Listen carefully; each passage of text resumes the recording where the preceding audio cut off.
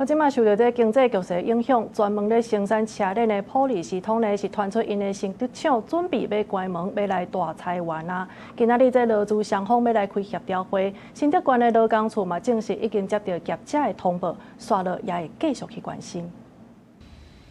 拜一透早，遊覽車停佇公司門卡口，準備要載員工去開勞資協調會。做車輪工廠台灣普利司通傳出大裁員。根據了解，頂禮拜員工就接到公司通知，講要關門結束生產。在地議員聽到消息了後，跑到現場關心。他是星期五下午3點宣布，今天要把他們載到去哪裡？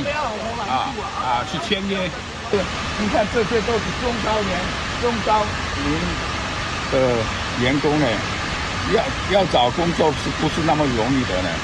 普利司通在台灣經營超過40年，1982年在新竹湖口成立了台灣普利司通，目前有800個員工，主要生產各種無共型的車輪，在市場也佔有真重要的地位。新竹縣勞工處也證實，已經接到台灣普利司通公司提出大量解僱的報備。公司在上週3的時候，有先跟工會幹部進行之前方案的一個溝通，那預計在今天。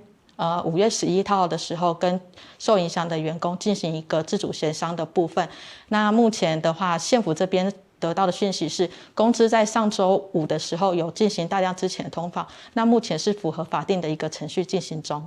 勞工處表示，刷落去繼續協助勞工權益，員工若是無願意接受條件，會當向工會提出申請協調。普利司通也在公司的網頁發布上新的消息，指出因在台灣的業務打算轉型，對5月11開始停止生產作業，但也是會經營台灣市場，轉型做銷售甲服務為主。根據了解，這波裁員大約會有超過550個員工受影響。